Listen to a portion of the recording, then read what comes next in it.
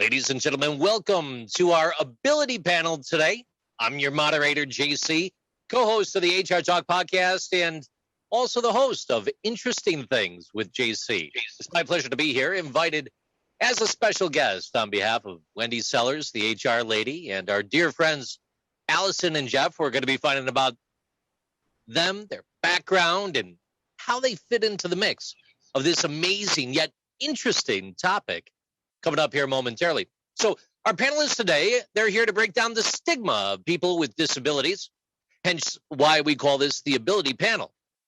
So let's go ahead and meet everyone that's here, starting with Wendy Sellers.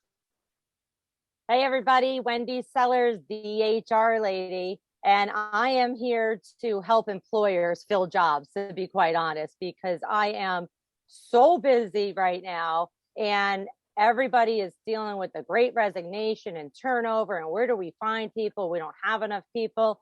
And we're just looking at the wrong people. One of the set of people that we're not looking at is individuals with a disability, a physical or mental challenge. And so that's why I asked everybody to be here today to talk about that openly and honestly, and to meet my friends who are just awesome. Wendy, thank you so much. Moving around the room, if we could please, Jeff. Good evening, everybody. I'm Jeff Hushno. I am 50 years old and I do have cerebral palsy. I abbreviate it CP. So if I use CP, it means cerebral palsy.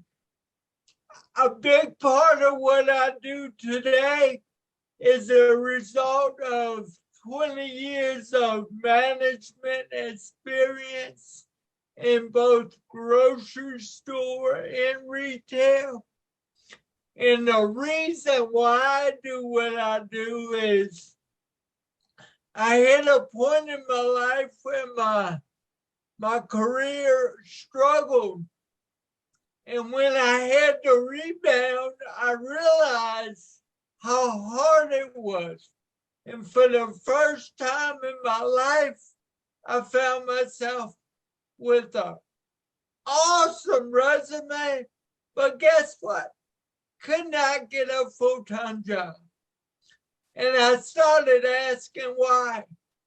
So that started the career I got now as a trainer and a public speaker. And one of my missions is to come together as a society, encourage people with disabilities to get out there and look for work, and encourage employers to take advantage of the assets that people with disabilities bring to the table. And I'll talk about that more. Really looking forward to the next half hour to 45 minutes. Jeff, can't thank you enough, and we're deeply looking forward to getting deeper into that story as well. We also have another panelist here, fantastic professional in her field. Please welcome Allison. Tell us a little bit about you, please. Hello. Like you said, I'm Allison, and I am a person with a disability. I was 15 years old when I broke my back in a snowboarding competition. So I've got just about 20 years now using the wheelchair, and full use of my upper body because I broke my thoracic vertebrae. So I was in high school, and that's when I first became familiar with a lot of the programs that are available to help me, and made it through college, grad school, got my first job, and then started my own business. And so now I am a mental health therapist and I own my own private practice. Fantastic. And thank you so much for being willing to be here and share your story as well. Wendy, I got a question for you on this one in general. So why aren't employers hiring more disabled people to fix the current worker shortage that's taking place out there?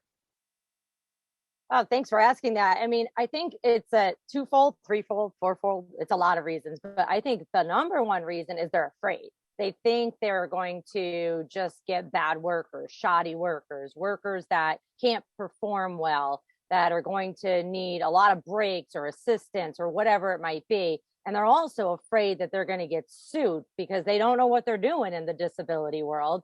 They don't know, the employers don't know what they're doing. And so instead of asking questions to the candidates or to panels like us, they just avoid it altogether and find other reasons to not hire those individuals. And then on the second part of that, I want to say, like, I don't even think employers are thinking about it. They're just, it's not their ideal candidate. They don't know the laws, which is where I come in. They don't know that you're supposed to be giving people accommodations. Again, I personally have dealt with this a lot in my practice as an HR consultant, where I have to educate employers, hey, it's not what you think. And first of all, you're missing out on great workers. Second of all, you're breaking the law. Jeff, I know you had a few thoughts about employee morale in this regard. Isn't that right?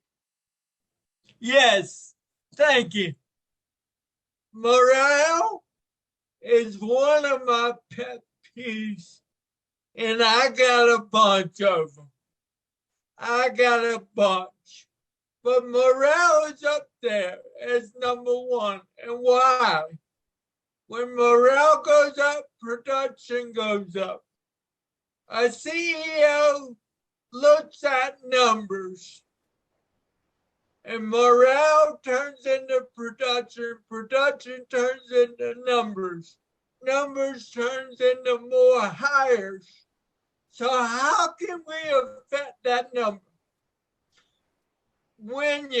I'll take me as an example. I work for minimum wage. I got a full-time job.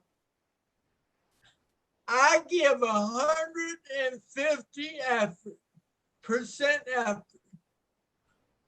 I might not do the 100% of the production that you need, but what I do is I motivate the team. And I don't do it directly. I do it indirectly. All I know how to do it, JC, is work my tail off. So I'm not going in, I want to get hired, so I want to change the way TJ Maxx, they got a morale issue. That's not what I'm doing. I'm being me. I'm working my tail off. So when people look at me, two things can happen. The guy or lady or gentleman who's giving 50, they're gonna look at me and they might critique themselves and say, well, he's giving 150. Why can't I give 80? If that guy with CP is doing what he's doing, shame on me. I gotta take a checkup from the neck up. And then the other thing, people look at me, I smile, I'm happy. I communicate the way we used to do. I tell people hello, whether I know you or not. And what does that do? That makes you feel like somebody on that team wants you there. And it's not about what you're doing. It's just about enjoying who you work with. And in my opinion, we need to get back to that ASAP. And people with disabilities can take a lead role in doing that. So you're basically saying taking loyalty and enthusiasm and pushing that to the next level in a way, right? I didn't even talk about loyalty, JC. The deal with loyalty is, I know from my management background, is a big expense to a corporation is turnover. Yeah. And why am I sitting here selling people with disabilities and talking about lessening the turnover line, is because when we get an opportunity, this is a sad fact of life, but it's true. We know we might not ever get another shot. So guess what? We're going to give you everything we got. Because if we don't make it, that might be our only shot. So it's kind of fear-based, but in a positive way. Indirect motivation. Yeah, Turning to the person to your left or right. Finding that inspiration, that fire in the belly that ignites and sends it to that next level. Taking your team from A to B in a way that you might not necessarily find in a worker other than someone that has that desire and intent, just like Jeff right now. I'll tell you what, there's something extremely commendable about that, but I've got a question here for Allison real quick. What do you wish that coworkers and managers knew about people with disabilities in general? Well, disabilities in general, there's such a wide spectrum. And so I want them to know that they probably don't know, right? So a lot of people in college were gone through this training in some class where they were sat in a wheelchair and then asked to go around and live a day in the life, or like put a blindfold on and try to figure out what it's like. And I feel like those were the most damaging experiences for those people, because if someone that's blind knows how to do 1,000,000 things, they've been doing this every single second for years, right? Or me in a wheelchair, like I could do circles around you while you're still trying to figure out how to go left or right. So you are getting a miseducation. And so that's really upsetting that they still continue to do those. And then people go into the world thinking, wow, like I can't imagine how hard that is. Or they can't imagine the adaptations that a person's like, I have a friend whose arms are a bit shorter, and they're like, they don't see how it's possible, when actually there's amazing, really, really rad adaptations where she can outperform a lot of people. So I want people to think to go into it saying, I don't know, and I shouldn't assume that I know. But there's a lot of resources to find out and to support, so that they can do just as much as the rest of their staff or more. And like Jeff was saying, we're an amazing visual inspiration. Or shook up from the neck up, like, oh, maybe all my excuses might be BS, because here's the person that can't use half their body and they're outperforming me. So yeah. yeah. both of you, to me, I was just thinking, I was starting to type it in. I'm like, Allison, the most cheerful person I know, is like, I can't even, we both live in Florida. Sorry, guys. So if I can even complain about the rain right now, I'm like, yeah, whatever. You've got nothing, Wendy, right now. So it truly is, I can confirm, being around both of you is a huge inspiration. And it makes me in my daily life just say, wow, like they've got a really good attitude, and don't even think about having a bad attitude right now around these two, because they're going to check you on it, because you two are real. Not everyone's going to do that. You two will. In the most nice way. Yeah, I got a question for you. Go ahead, Jeff. Go ahead. You first, please. If I might add, Wendy talks about this all the time.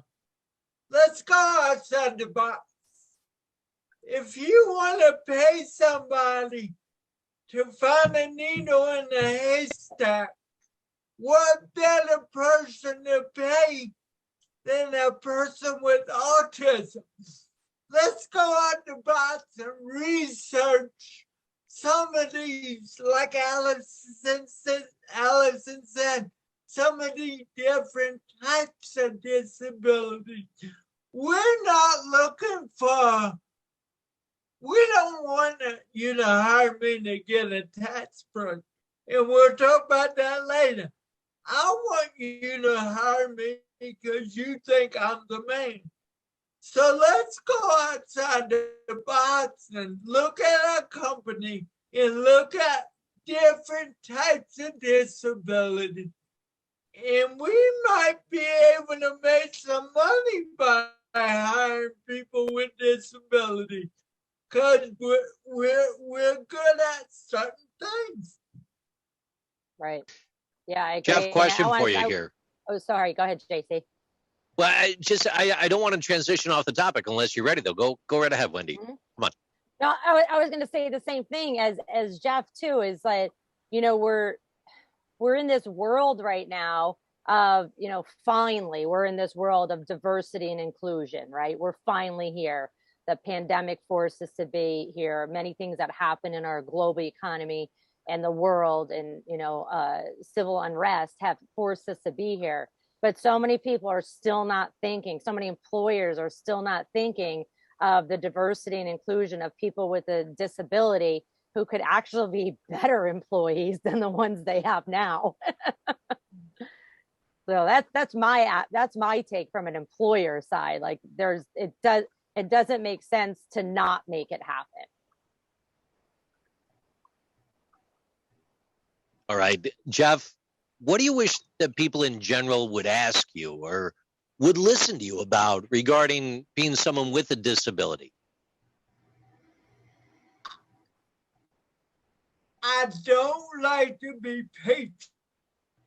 patronized. That's my big pet peeve. If you don't understand what I'm saying, if you don't believe that I spent 20 years making good money in another state, just say, Jeff, I don't see that. What I'm looking at doesn't equal what you're telling me. So don't patronize. Be honest with me. When you speak to me, don't shake your head if you don't understand.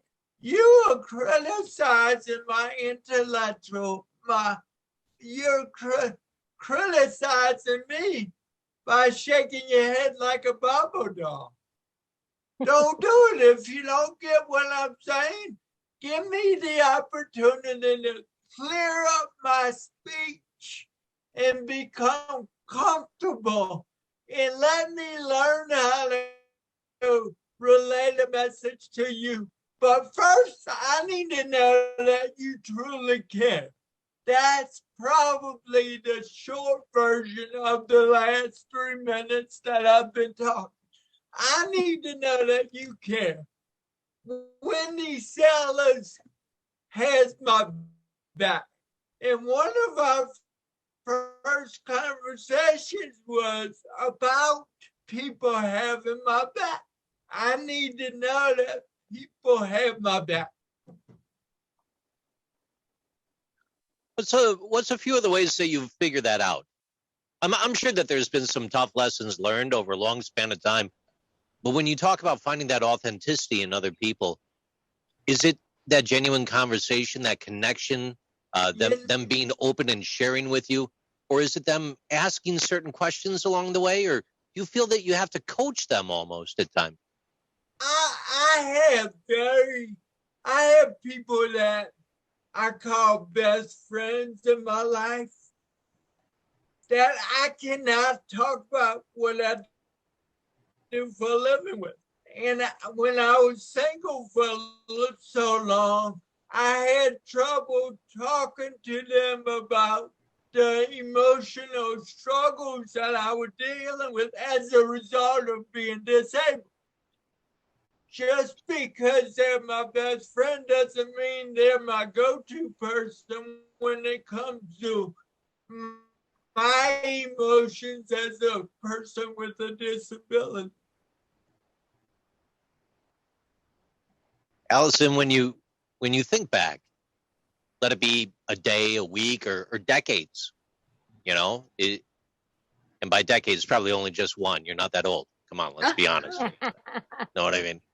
So when when you think back, though, can you think of instances where you feel as if you've been, or you felt that it was impressed upon you that you're less than somebody else? Were there situations like that, and how did that make you feel, or how did you deal with that? that's like an everyday. So Really? oh yeah, Literally every day. That I leave the house. So especially trips to Walmart, gotta find the good stuff there. But so running into people, and I actually have a great deal of patience and compassion and understanding for where they're coming from. Because before I was a person with a disability, I had never met anyone that had lived life in a wheelchair. And so I was the first person I ever met with a disability. And so I remember what it's like to have all the misconceptions, the misunderstandings, and I remember what it's like not to know. So when I'm going through the grocery store or getting out of my car and putting gas in it, and people are like, oh my God, you're amazing. That's inspirational. That's just what I'm also hearing is like that they think that, or that is something special. And I'm like, are you kidding me? Like, you should see me spearfish in Malaysia. Like or which language and which country did I live in by myself? But you think pumping my gas is cool, like an impressive feat. So I'm constantly underestimated.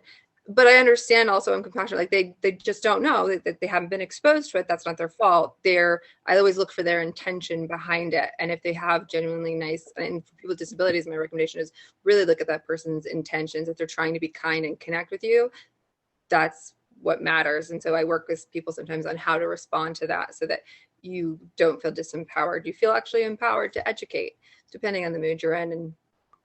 And yeah, they've had lots of experiences of people underestimating me. And then I could later go into some different work experiences, but just on the daily, I think people aren't aware of my abilities because my disability is very visual. I've got a question for both of you, for all of you, actually, anyone that wants to chime in on this one. When you're thinking about a disability, not all disabilities can be seen, right? And we're framing this in the aspect of abilities. Jeff, Allison, when we think of those people out there that may be listening to this, that do have a disability that you cannot see, what would you say to them to find the strength or empowerment or embrace that side of themselves in a way where they might be suppressing that or living with a secondary emotion that they're struggling with because they have this disability, but they're just it's not visibly seen. Like they might be misinterpreted by others. Go ahead, Alex. Okay. So each person will individually need to address like what are their abilities and what do people misunderstand most frequently. And I would encourage them to say, I experienced this, this, and this, and not but, and this is how I navigate the world because of that, right? So not discredit, like, well, I do this and this and this, and I can't do this, this, and this, versus, these are how I do things differently because of this experience. So like, even just this, so I, as a therapist, I work with people that have invisible disabilities, whether it's PTSD, depression, anxiety, social anxiety, all kinds of disabilities, and encouraging them to say, okay, well, yes, this is your experience, and let's talk about how you handle it and how you can communicate to people how you navigate the world in a more empowering way so that they can have compassion, understand, assist you where you might need it, make accommodations, but they also, you and them can see your abilities and how to best accommodate. Yeah, I think Jeff might be writing something. I have a feeling. I'm good. I'm good. Okay. Good. First off, why is it invisible? I had to get to the point where I had to explain to people what I was good at and what I'm not good at. So it's on me. Wendy knows this about me. A part of my product isn't about people with or without disability. It's about both of us.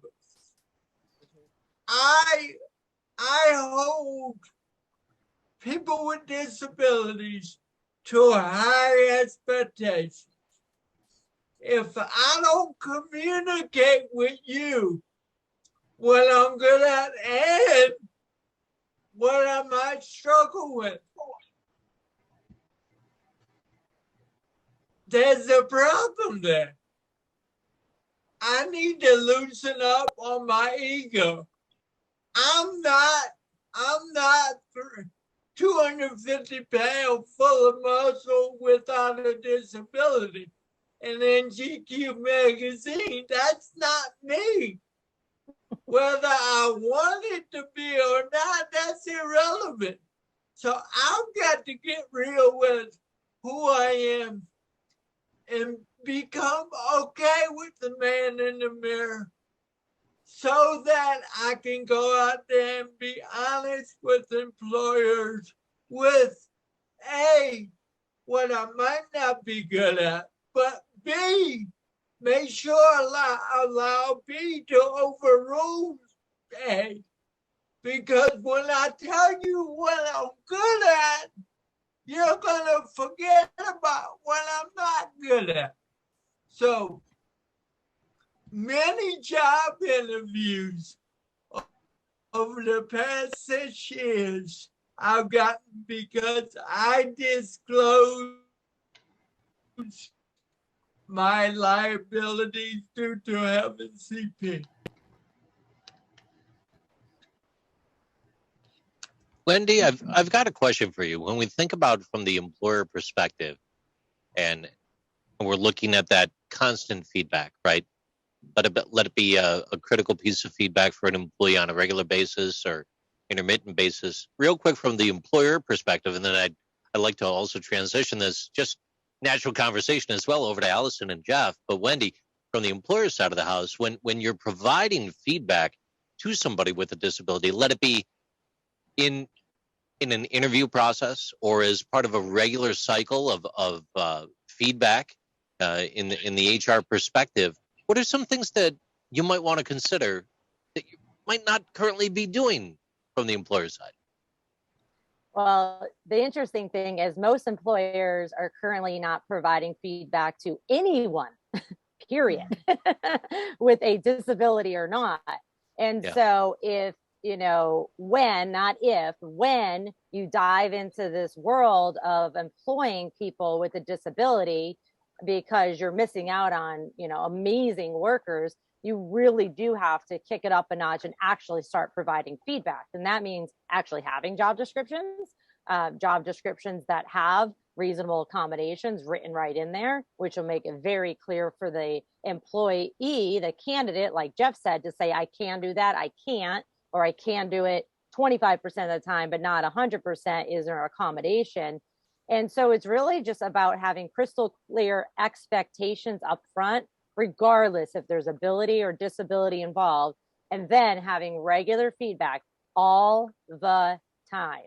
And so it's interesting. A lot of this is already in what I talk about all the time in my talks and in my books about feedback, communication, and being prepared. And let's face it, most employers are not prepared. And I'm not saying that to knock employers. It's just the way it is. We wing things. We go through life. We hire people and we're like, oh, we didn't know there were these laws. We didn't know there's this. And then we find out the hard way there was. Now in the COVID era or post-COVID, whatever you want to call it, 2022, we'll just go from there. We have no choice but to be crystal clear with our expectations for all employees and provide feedback. Because if you don't, somebody else will, and they'll steal your employees, including those with a disability that, like Jeff said, will go 150% beyond your expectations, where maybe somebody without may not. They may just do the 100%. And from more the employee perspective, Allison and Jeff, your thoughts on this, like when communicating with an employer, let it be in a critical feedback situation, or maybe there's something more you want to share. Jeff, you were hitting a home run there. You're talking about it's up to you to speak up for yourself, right? I hit home runs all the time. And I've got to be where I need to be emotionally to accept criticism. That's part of my brand towards individuals preparing to go to work. When we go to work, we need to expect that somebody's going to say, Jeff, you need to speed up a little. Or, Jeff, I need you to work on this. I don't expect employers to walk on pins and needles because I'm not doing my job. Now, when we talk about not doing my job, do I not care, or am I struggling? What kind of enthusiasm am I giving you 150%, or am I giving you 50? If I'm giving you 50, I would expect you to come to me, put me in the office, and have a chat. Not a mean chat, but we can't be afraid to discipline people with disabilities. I mean, I've been bullied my whole life. So what? It's part of being me. When I go to work, I gotta fully expect that I'm gonna struggle in some areas. But if you don't point them out to me, you're not doing just to me or your business. Allison. Remind me of the topic. So we're talking about feedback. So from like the employee perspective, you find yourself at work and there's that moment of critical feedback. Let it be positive or negative. Let it be your giving or receiving feedback in whatever the given scenario. A little bit from your perspective in that regard. Yeah, I am pretty sure I was treated a lot like other employees, but that wasn't a great thing because my experience was that they had to, either quarterly reviews or whatever reviews, and they just were so uncomfortable with giving any criticism or calling anyone out on stuff that they just like, we'll just go everything 5 or I need to put a 4 or a 3, but there was no discussion. And then that was the same way for a lot of employees. So that actually, I noticed, enabled me to kind of lower my standards because I was like, okay, well, I'm exhausted. They're not going to call me out on it. So I'm going to, because I worked 5 years in community mental health, which, is known for burnout because you're working with the most difficult populations and doing multiple, like very large caseloads with high trauma. And so they lost the opportunity. We wasted a bunch of time in paperwork when that could have been more conversations that would have been useful if they had talked to me like, hey, your notes are coming in late, but the more that they backed off of it, now seeing how well I do my job now that's my own business, I realized like, that was not only part just getting burnout from the job, but also it wasn't getting the feedback that probably would have helped in an encouraging way. When we're thinking about facing the workforce, maybe not all the time do we find that exact job or the right fit, or you're holding a position for a certain period of time and now you found yourself cut, or you're going through some sort of life transition and you can't get back on that stump in the same way that you used to. Allison, is there a certain level of shame associated with seeking out vocational rehab? Or is vocational rehab a resource that needs to be embraced more? Or is it not talked about enough? Is it just not understood enough? I would guess it's not as understood enough because everyone I've talked about has never even heard of it.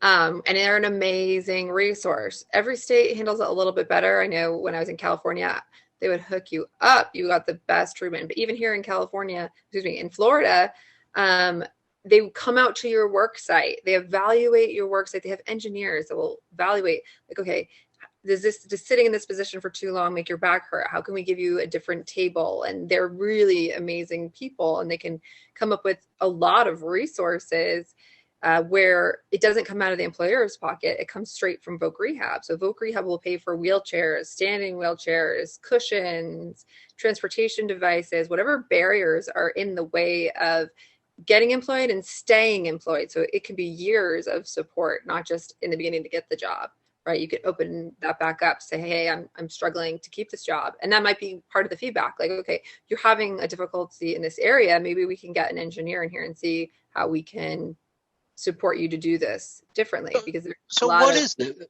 What's vocational rehab though? I mean, this is like a state sponsored thing? It's a national not-for-profit. What is it for people that aren't really aware of what vocational rehabilitation? And I'm not an expert in this because I've been hooked up with it since I was in high school, so since I was 15. But I believe it's a federally funded program operated at the state level, and who you have as a counselor matters. So if you don't feel like they're really advocating for you, they're not all created equally. And the budgets are not very defined. So you do have to advocate a little bit for yourself and your goals and what you need. So, and it is also, the person doesn't have to be receiving disability, like Social Security disability officially. They can just, as long as they recognize themselves as having disability, and at least a doctor will say they have a disability, Voc Rehab will help them out. That can be anywhere from anxiety to quadriplegia, developmental disabilities, right? Those are different. So they have a lot of resources. They can have coaches come on the scene. There's even resources I probably don't even know about based on everyone's individual disability and how good their counselor is. And Wendy, I know you've got a few resources out there as well, some things that you've tapped into as a consultant in the past for others as well. What are some things from the employer side that you might be aware of that's out there that could be looked into a little further? Yeah, absolutely. Well, the interesting thing is when I was doing some research to prepare for this panel, there were some things that I didn't even know about and that Allison didn't know about and that Jeff didn't know about. And so for the people that are listening and watching this, like, don't feel bad that you didn't know about this. Just know about it now and look into it and move forward. But there's the disabled access credit. There's work opportunity tax credit. There's the vocational rehab, on the job training, training before and after school. And there's a ton of other resources too, from the Department of Labor, from the Social Security Administration. And I'll be sure at the end of this that we'll make sure that everybody that's listening gets these resources. But all you have to do is go on to the Ask Jan network. So it's Ask JAN Job Accommodation Network.org. And you could spend 6 days on there because there's so much information.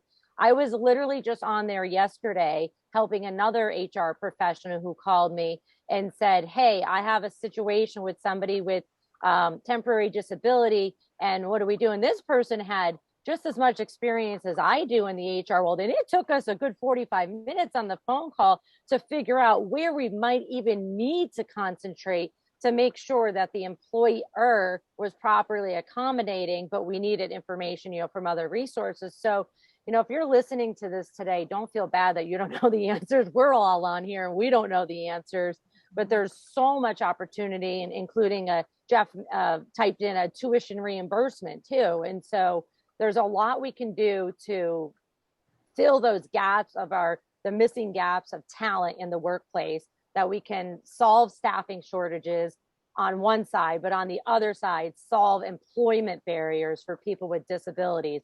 But it takes all of us, the employer and the employee/candidates, to be aware of this and educate each other respectfully, as Allison has mentioned, and Jeff too. And if you need to know anything, just ask Allison or Jeff, and we will make sure everybody gets their contact information.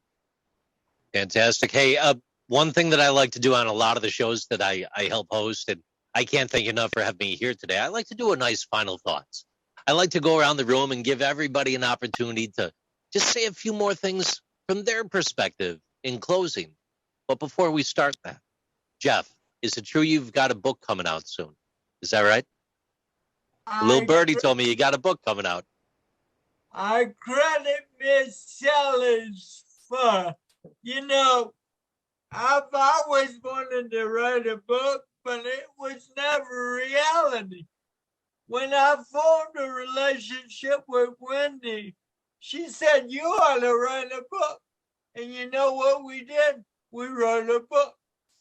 So what's my book about? Man, you're looking at it. It's a biography of my life. And I'm tearing up because when I read it, I don't tear up. But it's very emotional because I wrote a book on my life. And this book is going to change the world. And I believe that. Because what I do for a living is I'm trying to change perception of people with disabilities. And my book is about letting people know what it's like having a disability.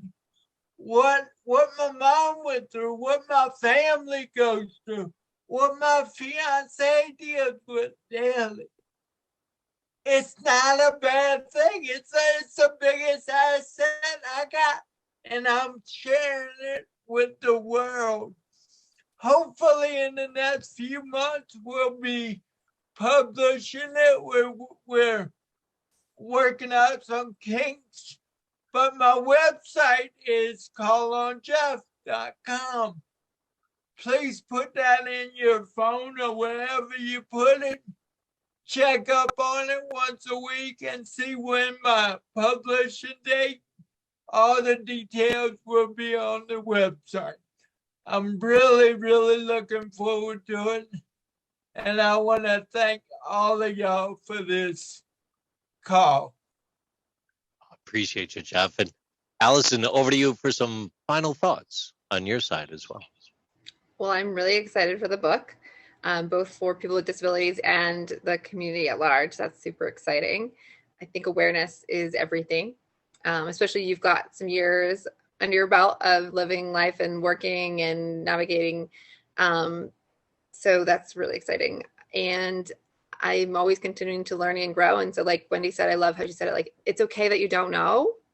It's better to come from a place of admitting you don't know and being cool with learning, because with disabilities, you probably don't know. And there's a lot out there that is possible. So I'm really encouraged about those thoughts. Thanks. Ms. Wendy, some of your final thoughts. Yeah, sure. Thanks everybody for joining. I've learned a lot, honestly, just preparing for this. And, you know, I'm in the HR space. That's what I do for a living. I'm like, how did I not know this? And then I said, we got to tell everybody. We got to tell everybody what I just learned. And you two have so much to share. And as a world, we just have a lot to learn about each other, and we need to remove biases. But then at the same time, it goes both ways, right? And we just need to continue to educate each other. So thanks for being here. Appreciate it. And we will, you know, anybody that is listening, connect with any of us. We'll get our contact information at the end and ask us anything. Ladies and gentlemen, it's been a pleasure being here today. I'm JC. Really, at the end of the day, when you sit back and you listen to this, one of the things that stuck out for me today is it's not just the fact that these are actual abilities, but as much as that empowerment of inspiring other people through what it is that you do and who you are and the way that you interact with others. Let it be the way that we've all interacted today, or the way that you carry that forward in your own lives. Ladies and gentlemen, drive safe. Have a good night.